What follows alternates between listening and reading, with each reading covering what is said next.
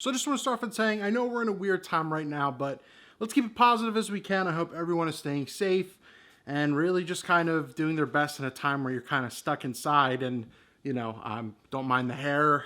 Probably won't have a haircut and I'll look like Tom Hanks from Castaway by the end of this whatever we're in. But I figure we kind of have a little bit of normalcy. And once again, I like to talk about discussion. I do like to talk about gear, not necessarily buying it right now because we're in this economic time. I want to talk about something that recently came out, leaked pretty much, and what Canon confirmed. And I think it's important to talk about because of the impact it could have on the industry and to really kind of show what Canon's really going to go towards. So things have been leaked recently about upcoming cameras that we should be hearing about around like April 20th or so, coming up about the new cameras, lenses, and a couple pieces of gear.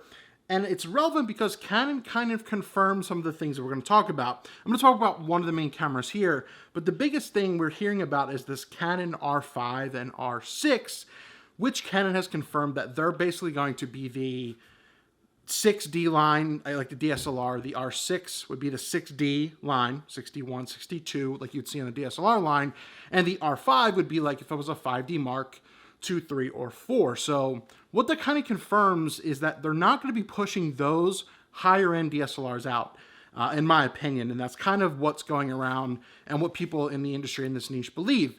So it's kind of important to see what's coming down. And one of the biggest leak specs we have is for the Canon R6. So once again, the 6D line is a step under the 5D line if you're looking in their full frame mirrorless line, and they really do kind of handicap the 6D a bit and nerf it a little bit to make the 5D better for the most part, but there was always a weird in between. But Canon has done a lot for their mirrorless space recently. Once again, I think their Canon M50, their M6 is some of the best mirrorless cameras you can get, and they're very, very underrated, but they're not full frame sensors. But they came out with their bigger mirrorless cameras, and that's what's sparking this debate. So I really wanted to talk about kind of Canon's actual first attack, in my opinion, on Sony and how they're going to do it. And that's what we found about the R6. So let's kind of cover that real quick and then just kind of talk in the comments about, well, Canon, I think, is finally really stepping up to the ball game. They've been working with it with their new mount and everything, and they're going to tackle this finally. A couple years now, and we'll see what we get. Obviously, no matter what we talk about, the shipping dates for anything are going to be completely unknown because of everything going on in the world today. So we don't know when they're officially going to ship and come out. But once again, we think the announcement's going to be in about a month or so. So stay tuned for that. But the R5 is confirmed. The R6 is essentially confirmed. And we know a lot about the R6. So the 6D line. Now, I actually like the 6D line because it was a full frame version of like the 80D or the 90D for that matter. And that's why I liked having the 6D Mark II. I always just wanted full frame when I was with Canon at that point a couple years ago. And it fulfilled everything I needed, and I felt it did a pretty good job. But what do we know about what the R6 is going to have? What leaked? It's going to be 20 megapixels, so pretty much standard, 20 to 24 in that matter. Nothing crazy. But it will have in-body image stabilization, and that will be some of the biggest thing if it's built in. Now, the electronic stuff that's out there that Canon does is okay. Nothing that I would write home about or say is absolutely amazing. But if it's actually built into it, which I find it hard to believe if so, because the 6D line isn't their top line, I would think that's more for the R5. So probably more electronic. And they're saying for video, you're going to get 4K at 60 frames, no crop, which would be very, very good for them. And I think that's needed. And if they put a crop into it, as long as you have dual pixel, maybe that's a little better, but enough with that, you don't have to do that. But they're also going to do 1080p at 120 frames per second. I do expect that to be with no audio, maybe a slight crop on that if they're going to do the 4K thing, but if not, I think that's going to be a great thing if you like to shoot super slow motion and to get some of that cinematic look. But also dual card slots. And I expect dual card slots on the 6D line or the R6 line just to be your UHS-2 regular SD cards.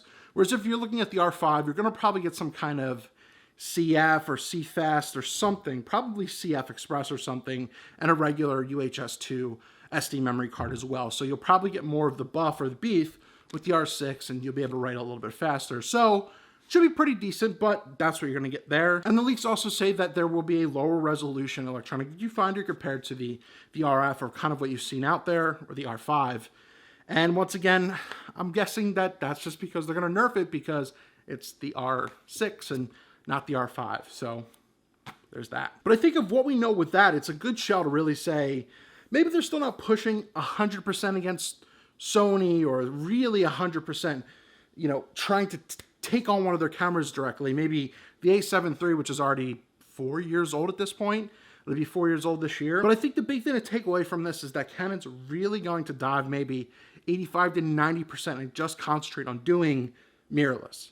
Because the 6D line, the 5D line, especially the 5D line, has been very, very important to them because that's what a lot of wedding photographers and such use, compared to, like, you know, the 1DX Mark III, etc., because of the price, and that's very sporty for the matter. But I think it's important that they're saying, hey, the R5 and R6 are pretty much just going to be now what we're going to go towards for higher end stuff as well. And I think that's key for the line, pushing more gear, pushing more lenses, and maybe pushing more the Canon community that way. I trust a lot of Canon stuff. I really like what they do for video. Hence, I'm shooting with the Canon M50 right now. Love their dual pixelness. I like shooting with the 5D Mark IV when I had it for a couple years, and especially the 1DX Mark II when I owned that. Yeah, they could do a lot of things right, but to finally look like they're concentrating on this is the big key thing here. And I think that's going to be exciting for the industry. But what are your thoughts? Is Canon saying, hey, we're making this R5, this R6, and most likely not concentrating on that on the DSLR line? Is that significant enough right now in this time and everything like that? So let me know your thoughts down below. Is it significant?